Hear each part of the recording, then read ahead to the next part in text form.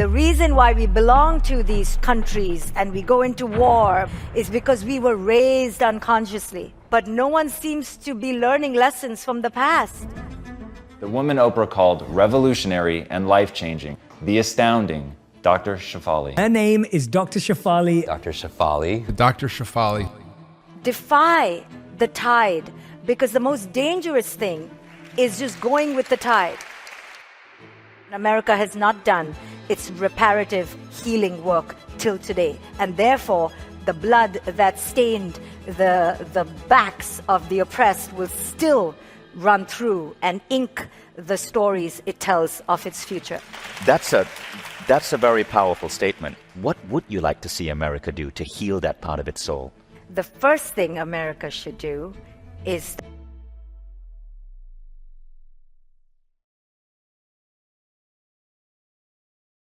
we have two brilliant minds serving us their greatness today. We have Vishen Lakhiani and Dr. Shefali. Dr. Shefali is known as a conscious parenting expert. She's about to give her presentation tomorrow and dive deeper into parenting our kids. And today, she is going to sit down with Vishen for a thought-provoking chat. Dr. Shefali is known as a best-selling author. She has 4 books, 3 bestsellers. She's also just launched her new podcast, Parenting and Now, and we are so happy to have her at the Mindvalley stage. Welcome. Thank you. Welcome. Thank you. And let's welcome Vishen back on stage. Yeah. Hi, Shefali. Hello. I'm excited to be here. Can I call you Shefali or do I have to call you doctor?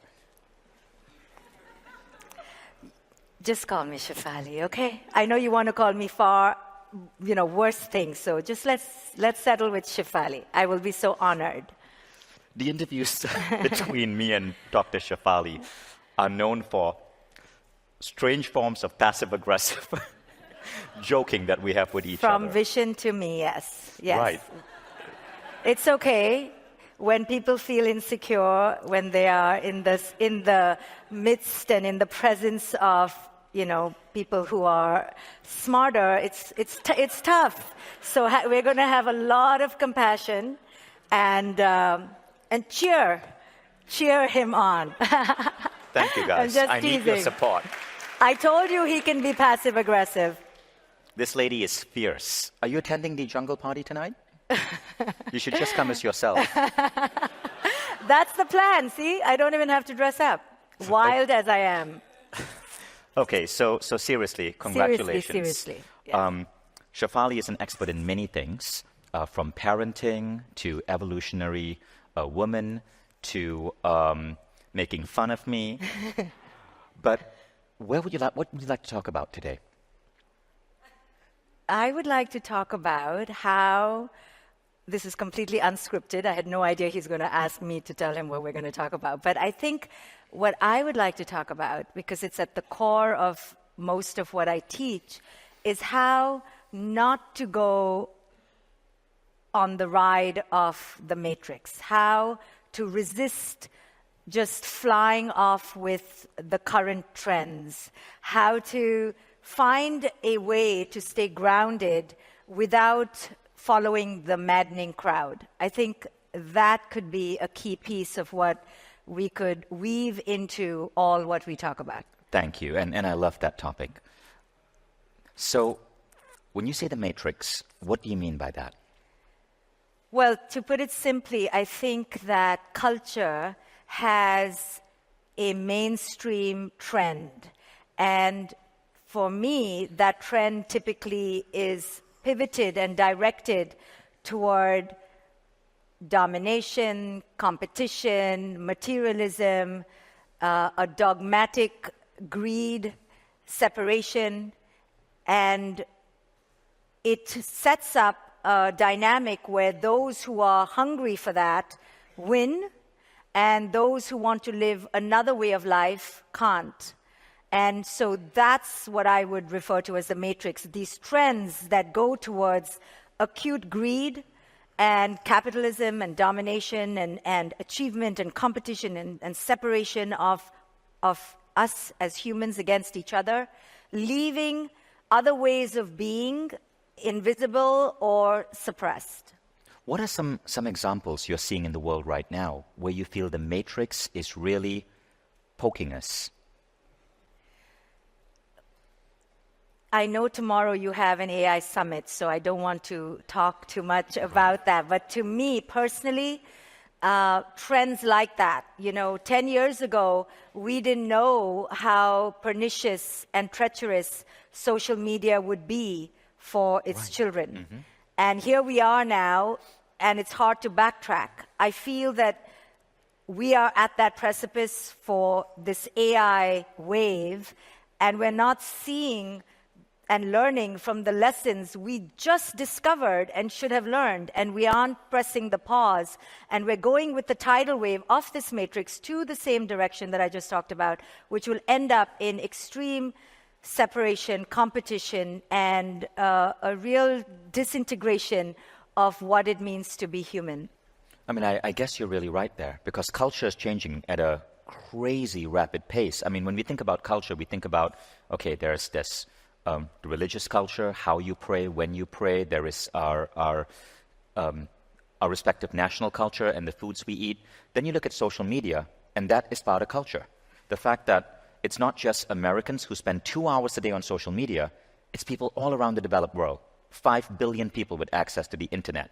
And they spend more time on social media than they do on eating their national food, on their own way of life.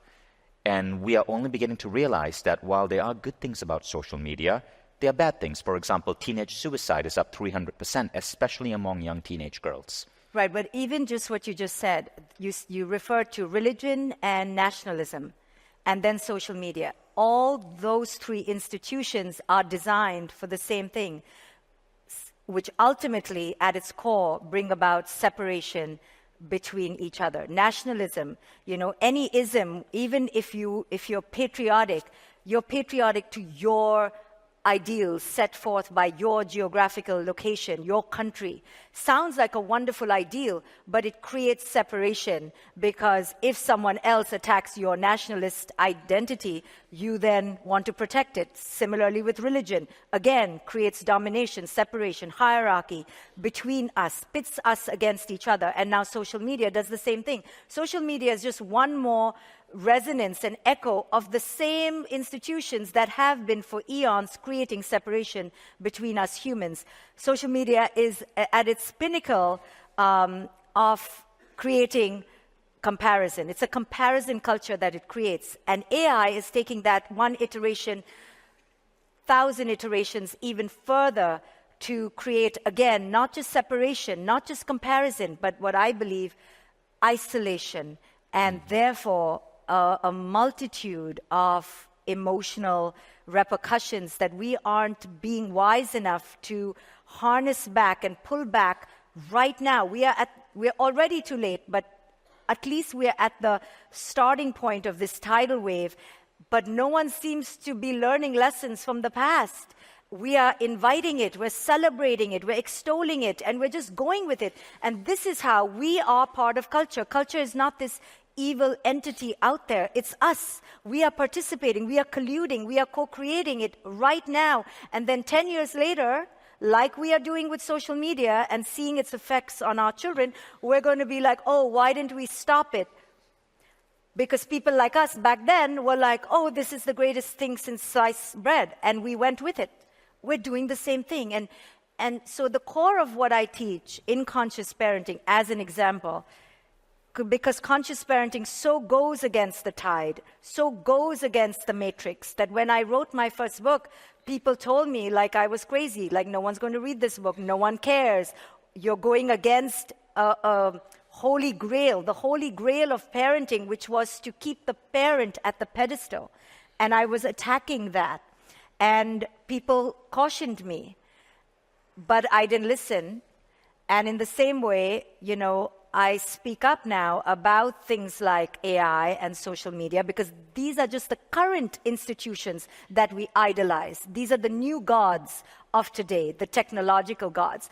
But these are just different iterations of other institutions gone by that promoted at their core deep separation between human beings.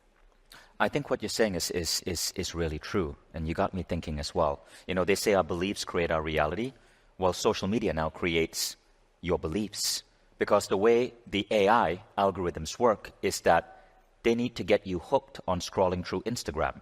So if you look at TikTok, whatever is your political view on TikTok, TikTok will reinforce your political view. And Facebook and Instagram and LinkedIn do the same thing.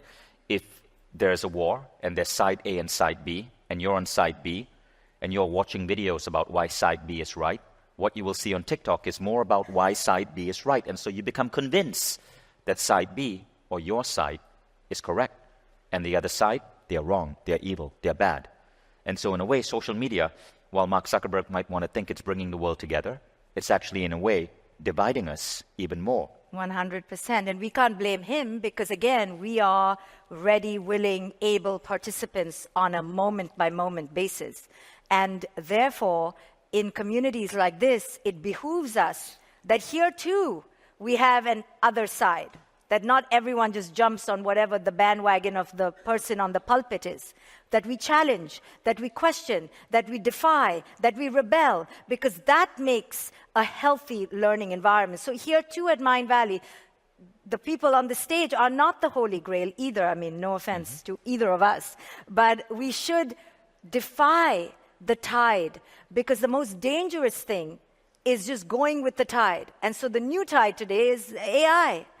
And for me personally, you know, what's the polite way of saying it? I mean, it is just ghastly. It's a travesty if we just go on it thinking it's the next medication, when actually we will find out, just like we did with social media, that it was the toxicity that we should have protected ourselves and our children from.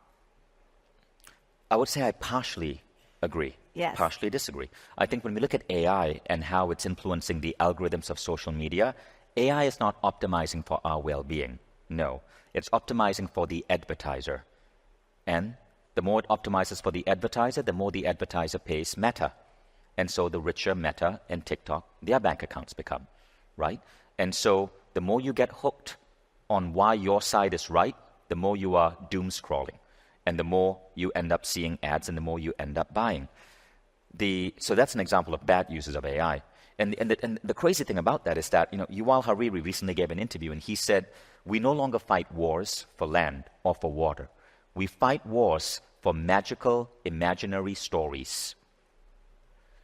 Israel and Gaza are two people with a lot in common.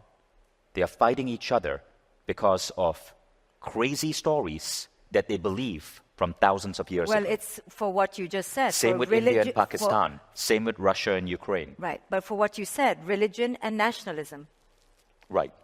So through propaganda. So it's exactly what we just started with, that these institutions do nothing but cause separation. And they do it through a very compelling way of creating a doomsday mentality that if you don't get on the wave, you will be left behind. And that is our greatest fear as humans, that we don't want to be left behind. It challenges a primal fear that we have, that we want to be part. We want to belong. We want to be with the trend. We want to be with culture. And culture uses that to propagate itself. So therefore, it takes humans who are strong from within to not follow the tide like stray sheep to the slaughterhouse.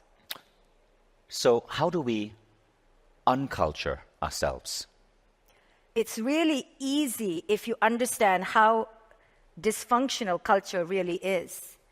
Once you understand its lies and its illusions, which I'll talk more about tomorrow in my talk on stage, but once you uncover how dysfunctional culture is, once you can see it for its greed, capitalism, domination, hierarchical separation and oppression of the earth and its animals and its weak and its brown, you will not follow culture. The reason we follow culture and we are beguiled by it is because we haven't done the inner work to deconstruct its pernicious toxicity.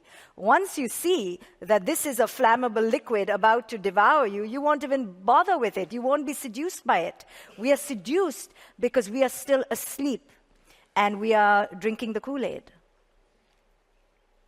So how But do you surely- unculture is to debunk it, to defy it, to provoke it, to challenge it. But there are good things about culture, right?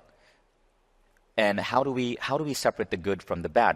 Because I mean, at the same time, I'm in Estonia because I wanted my kids to have an Estonian education. I wanted them to speak the language of their heritage. I wanted them to be able to appreciate the culture. And I always said I wanted them to be in Estonia because I didn't want them to be like Americans. America, there's nothing wrong with American culture. I'm more in terms of American culture. I only speak English. I pretty much only read English books, watch American shows. But I don't have a tie to my own culture. And I wanted my kids to have a tie to their own culture. And so there are good things about culture. Otherwise, you end up being part of this global collective with no identity, don't you? Right, but understand what you're saying. You did not grow up feeling that you belonged. So, and this is what we parents do. So to compensate, you're like, I'm going to give my children that which I miss. You've decided that a nationalist identity of being Estonian is better than American, and I may have to agree, but it's still an identity. And you've decided, because you felt untethered in this global community, that is better. So you've given a value judgment to this when it could be completely false. You've decided, because it came from your inner untethered sense growing up. In my opinion, what you said, oh my goodness, then they're going to be part of a global collective. To me, that sounds like an amazing thing. But to each their own. However, it's not whether it's good or bad. It's the degree of awareness you have as to how you're making decisions. Culture is not good, culture is not bad. Culture is the mirror of us. So you've decided that being Estonian is fantastic, great, but don't think arbitrarily that that's true. Right. It's just something you have placed value judgment on. Just to correct something, I didn't say Estonian culture is better than American culture. I said American culture is sort of a global mashup of culture. Yes. Right? And that's because of America's greatest export is its culture. And American culture is really addictive in a good way. American TV shows and Hollywood movies are amazing. Most of the internet is in English. America has a great output of books and thinkers. And these are wonderful things, and they are embraced everywhere. And then the downside of that American culture is that you are part of something so big, but most Americans, when I ask them, what is your heritage, they can't really answer. They're like, I'm a little bit of this, a little bit of that, and they only speak one language. And I thought it was wonderful to allow my kids to have a mother tongue, Estonian, even though it's only spoken by a few million people, to have a connection with their land, to have a connection with their food, to have a connection with the culture of their great-grandparents. Isn't that a good thing? It is. See, it's not good or bad, meaning if a person doesn't have it, is that bad? None of this really matters at the end. What matters is the level of conscious connections they have with themselves and with their environment. You can do it with 10 languages, you can do it with one language, you can do it with 10 Bentleys, you can do it with a bicycle in the rural farms of India. Don't attach to the external identifications of what makes you who you are. It's an internal connection, and it's deep, and it's embedded in how your caregivers interact with you and how you are with yourself and the earth. So it sounds like you find that you can do it best here, and that's amazing. But I don't think if you look at it the other way, like if somebody doesn't have it, that means they're lacking. It's the level of consciousness that you infuse into the environment that matters. Yeah, I agree with you there. Yeah. I will say, and because I like to talk about the other side that may not be talked about, American culture, for me, if somebody said, what is American culture? And maybe I would say it about Indian culture, so it's not, I would say that its roots are steeped in oppression, in slavery, and in the blood of those who were oppressed. So when you have that as the birthing of a nation, that doesn't leave. It was founded on the exploitation of people who couldn't protect themselves. And that, to me, living in America, and I live there and I love it, but I see it for its invisible, oppressive nature. And it's still part of its fabric, of its capitalism, of its entrepreneurship, of its industry, is rooted in its foundation. You cannot leave our foundation. And that's why I teach conscious parenting, because no matter where you go to school, no matter who you marry, how many cars are in your driveway, how many air conditionings adorn your house, and how many jewelries are in your safe, it is the consciousness of your earliest foundational years that will infuse the rest of your life unless you restore and heal those early beginnings. In the same way, how cultures begin is how cultures are until you restore and heal. And America has not done its reparative healing work till today. And therefore, the blood that stained the backs of the oppressed will still run through and ink the stories it tells of its future. That's a very powerful statement. I agree partially. But I'd like to ask you, so I understand, because I think American culture is great. Recently, my son, with encouragement from me, decided that he wants to go study at Stanford because he felt that an American education is what's going to make him a great entrepreneur. And that's also my belief. I had an American education. I lived in the US for almost a decade. But what would you like to see America do to remove that stain? Yes, I mean, land was taken from the Native Americans. Yes, Black Americans were enslaved for almost 400 years. And there's still a wide gap between whites and blacks. What would you like to see America do to heal that part of its soul? The first thing America should do is that it needs to own its blood-stained history. First, you have to speak it and own its role in the perpetration of millions and the decimation of millions. It stole the African slaves of their heritage. It stole the Native Americans from their land. So if I stole Vishen's phone, the first thing I would need to say is I am a thief, and not color it through any lens except that. Until it can say that, there is no healing. Then, once it's willing to own, and that's for all of us in human relationships, I hurt you because I was unconscious. I stole your joy. I took your phone. I betrayed you. Yes, I deceived you. Yes, I manipulated you. Yes, I used you to garner wealth for my future children and ignored the beauty and well-being of your heritage. Yes, I stamped on you. Yes, I oppressed you and I didn't give a shit and I called it something else and I've lied. I've lied to myself and to the rest of you for generations. Until that kind of language is spoken by the oppressor to itself and then to its public, only then can we then realize that if I have done all this, now I need to go and return it in some way. And people say, oh, it's too late, and I didn't do anything. That was my great-great-great-great-great-grandfather. No, you didn't do anything now, but you're living off the land now, and you're earning its rewards now. So you owe it. You owe it to give back. And it's at a micro level, it's as simple as me going and finding the money and making it up to Vishen that I took his phone and he was at a loss for the last 24 hours. I owe it to him. And then I owe it to myself to put myself into reparation and healing for why I would do that. And then have great empathy and compassion. And for the next how many ever years, I will make it up in every way I can. Do you see any of that conversation happening in America? None of it.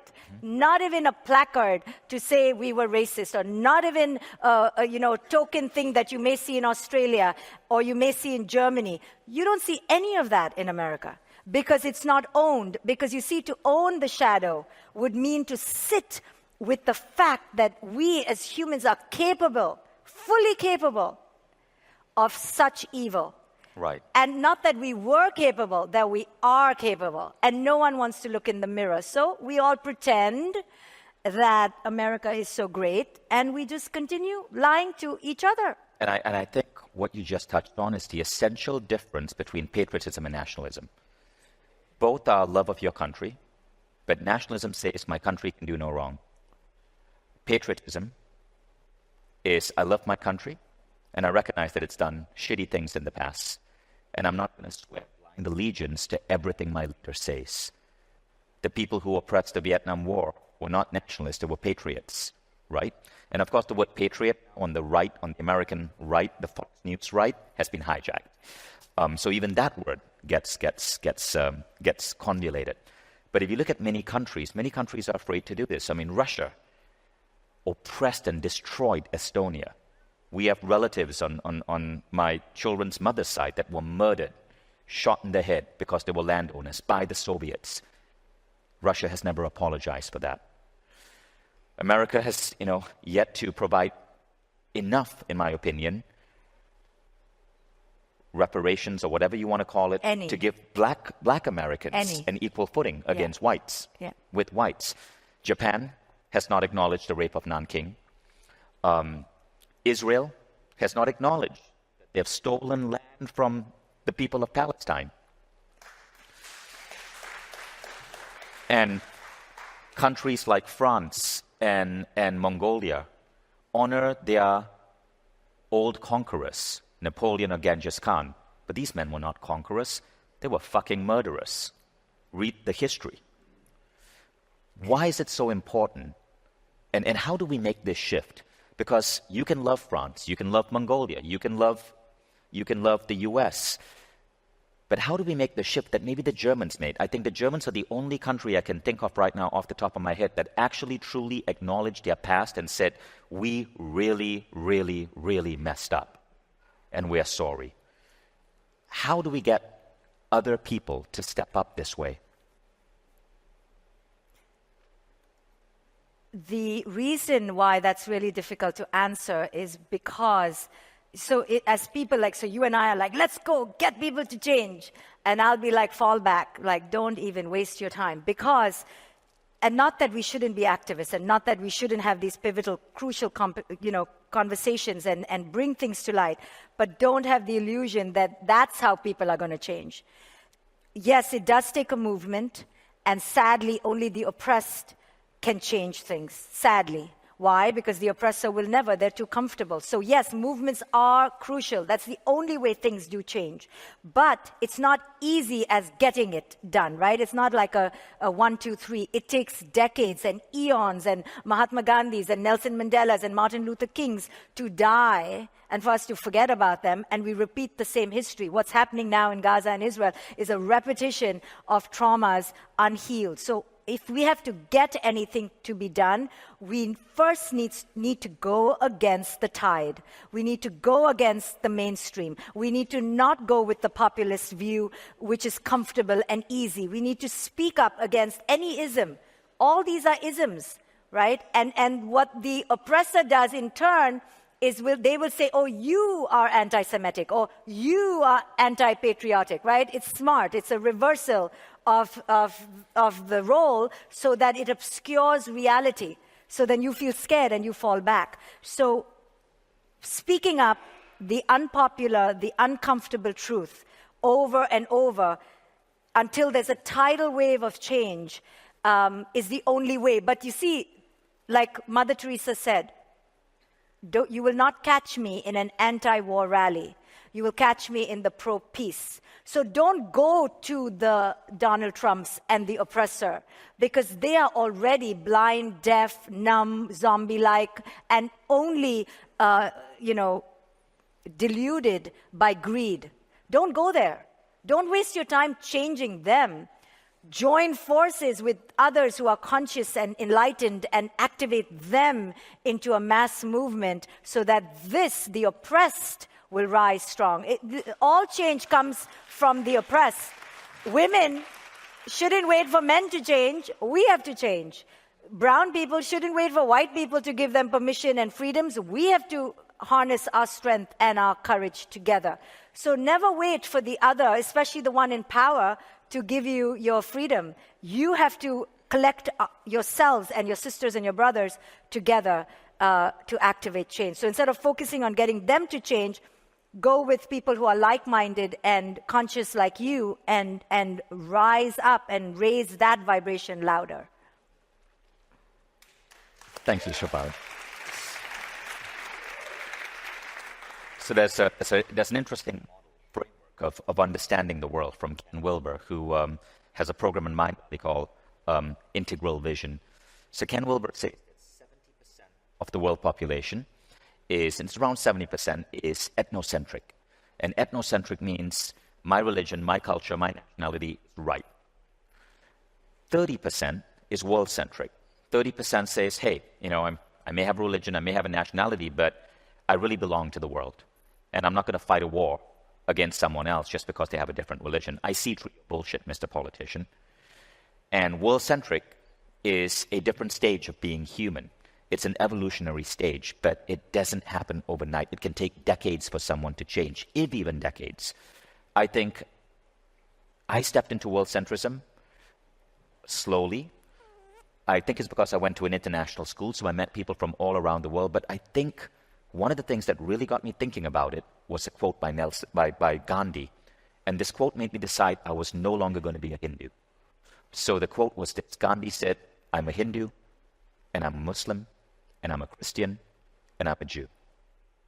And that quote takes a while to process, but what he was saying is, I don't care what religion you belong to. Like, I respect all religions. I'm simply one of you. And I will not fight for my religion over your religion. Gandhi was really upset when India was split into the Hindu India and Muslim Pakistan. I mean, that war, 1 million people died. And that quote really made me wake up. And so I told my dad and my mom when I was 19 years old, I'm no longer Hindu. And I still have lots of beautiful things about the Hindu culture that I love. I mean, meditation, yoga, they all came from Hinduism. But I refuse to have a religion. And I refuse to have a nationality. I currently am getting my 3rd passport. And I have residency in 3 countries. But it takes a while. Well, I think that the reason why people become ethnocentric and the reason why people join a cult or a religion or a congregation of faith is because when they were raised to identify with these things as if those things made up the self. And that's why I teach conscious parenting, because it's not about the child that I teach. I teach parents to divorce themselves from external labels so that they teach their children to belong to themselves. And the reason why we belong to these tribes, these countries, and we go into war for the Holy Land or whatever we have in our mind is because we were raised unconsciously. And that's why I teach conscious parenting, because I believe it is the consciousness of the parent that defines the evolution of the future. If what is going into the child's mind is a whole load of pollution and contamination, then you will get the racist, sexist, ageist, ethnocentric adult who will spill blood because they were taught that this is who it is they are. Like you said, I'm not a Hindu. You were never a Hindu. It was put on you by others who thought they were a Hindu, but it was put on them. There is no such thing as someone born a Hindu. You become a Hindu because of what people tell you you are. So you were you went through this whole process, although it was quite unnecessary, to dethrone yourself of Hinduism, but that should have never been put on you in the first place, right? So this is what evolution sadly is about, and you're right, it takes time. Sadly, we're wasting time because all we're doing is taking out all the labels of bullshit that were put on us that should never have been put on us in the first place. So I'm saving parents so much time. I'm like, don't spend all this money on future therapy. Just listen to me now. So your kid doesn't have to go to Mindvalley and spend all your money at Mindvalley University.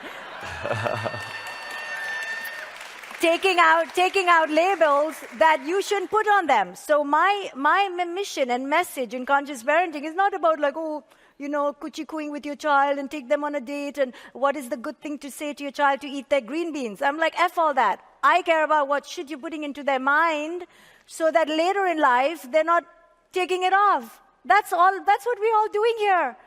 Taking off all the layers of crap that they put on us. The emotional inheritance from childhood, which was so unnecessary. But here, that's what our life is all about, undoing all of that.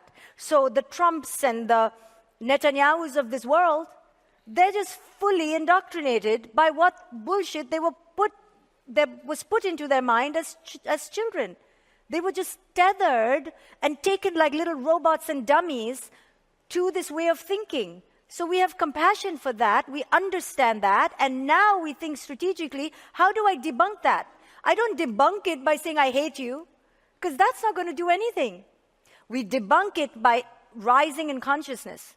And the opposition is not opposing Netanyahu or the Trumps or the Putins. The opposition is opposing the unconsciousness. And that's why a rise in consciousness, which will take eons, is the only way. But saying I hate you and fighting with them in the war of today does nothing for the tomorrow.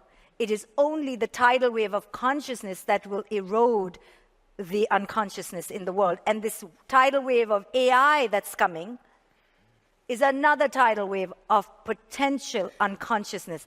The good of AI, to me, and this is just me, a fool here, is such a sliver compared to the downsides. Just like social media, we were like, it can do this and it can do that. It did none of that. It did none of that. It made what was unconscious within us more unconscious. Why would AI be different? Let's not be seduced in a naive optimism that we're going to use AI consciously. We have never used anything consciously. We don't even use marriage consciously. We don't even use parenting consciously. If we cannot even parent our children consciously, you think we're going to do anything else consciously? Yes, I disagree with you there. Okay, go ahead. So, because it has to be different. no. Vishen has to be different. No, because I disagree with you. Okay, go ahead. So firstly, already that we have gone from 70% ethnocentric to 30% world-centric, and that stat, by the way, is from 20 years ago. It's increasing. I'd say now we are about 35-40% world-centric, and it's increasing with every generation. There is a measurement that's being used, and it's called Enlightenment values. And Enlightenment values looks at how cultures and countries, how they support concepts such as women's rights, transparency in government, LGBT rights, religious freedom, and so on.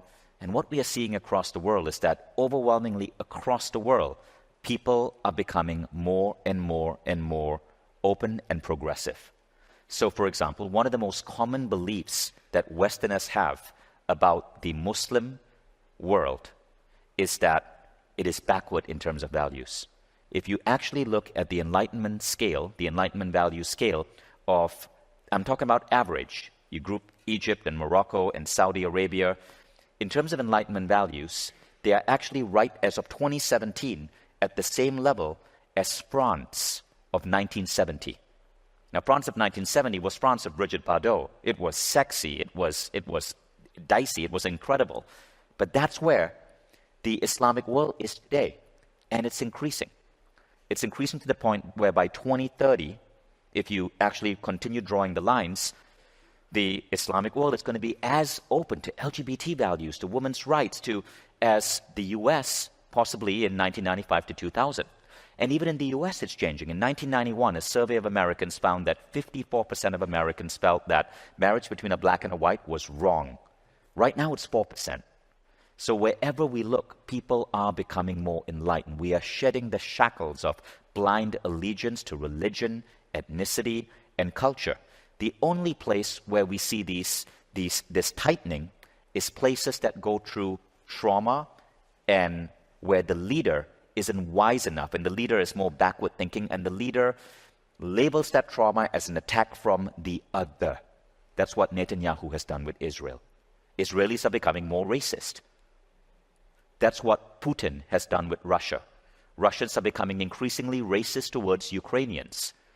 This is not the people. These people actually need saving. These leaders are awful, corrupt. And like you said, they have gone through their own trauma, right?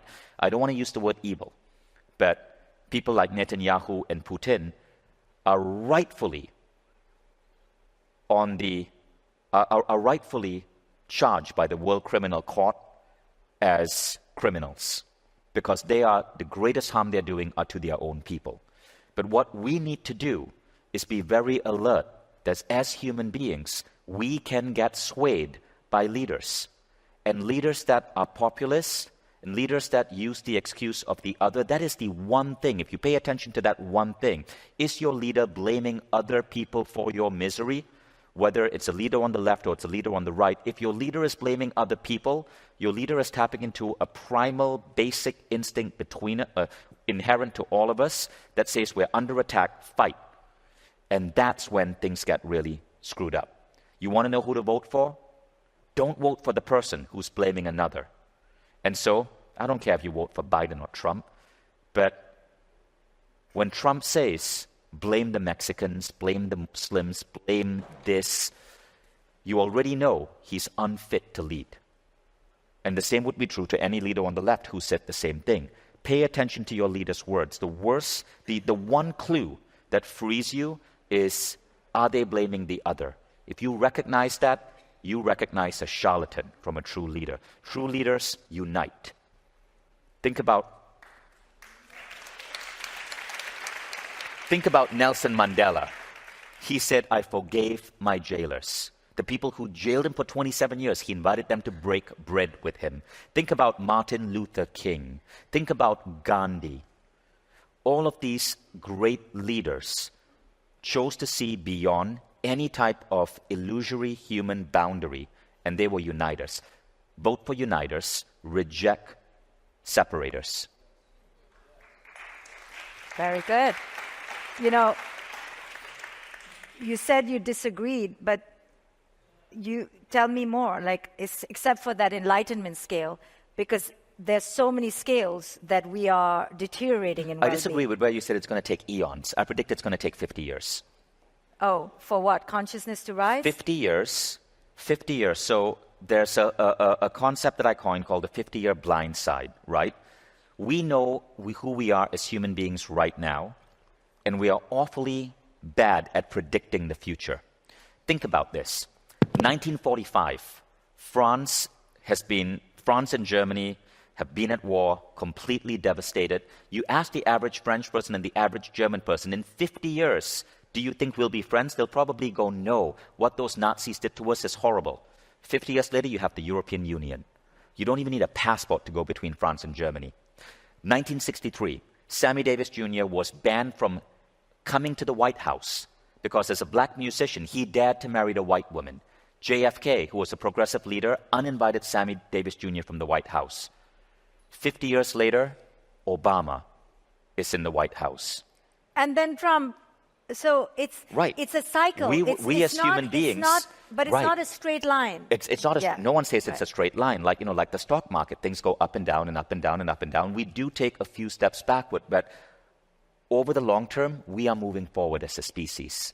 It's not going to take eons. 50 years from now, the world is going to be different. So I'll tell you something else. I believe 50 years from now, the majority of human beings we're going to see unifications of countries. Charles Darwin predicted this in 1873. He said we're going to be moving towards what you see as the European Union is going to encompass the entire planet. Borders are going to disappear. It sounds crazy right now, but that's because you can't see 50 years forward. 50 years forward is 2 generations. Your kids are going to be so different from you. And their beliefs are going to feel alien to you.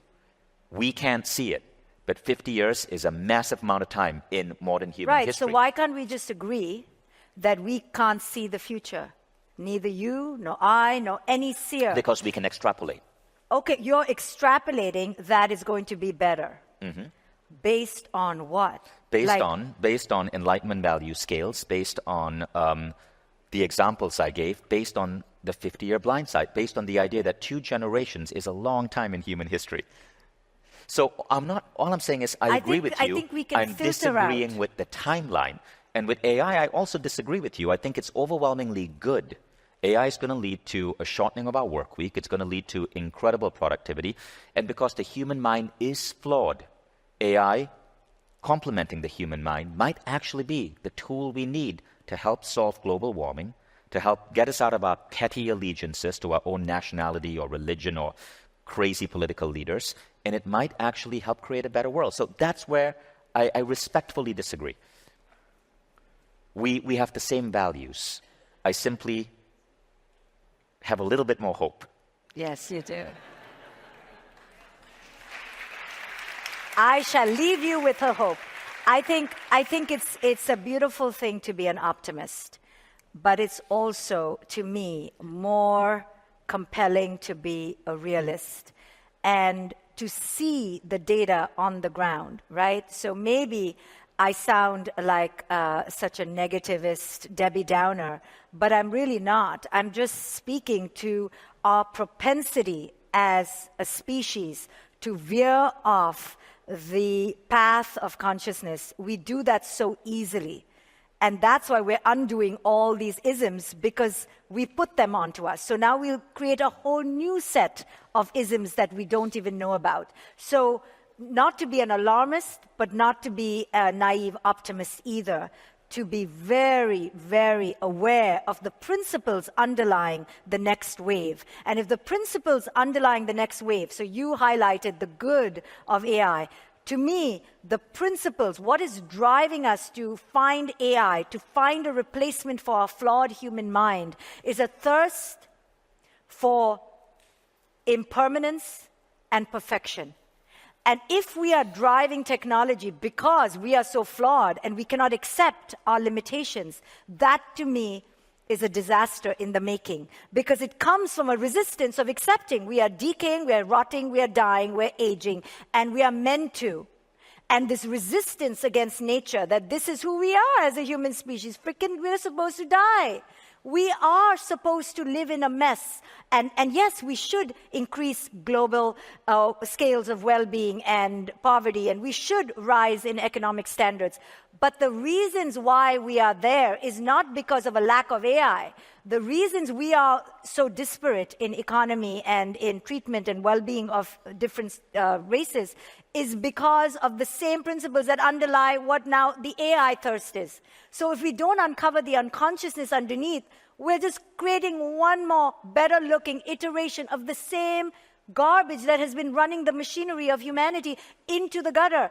It's the unconscious elements underneath AI, underneath social media, that we need to be aware of, not how it looks on the surface.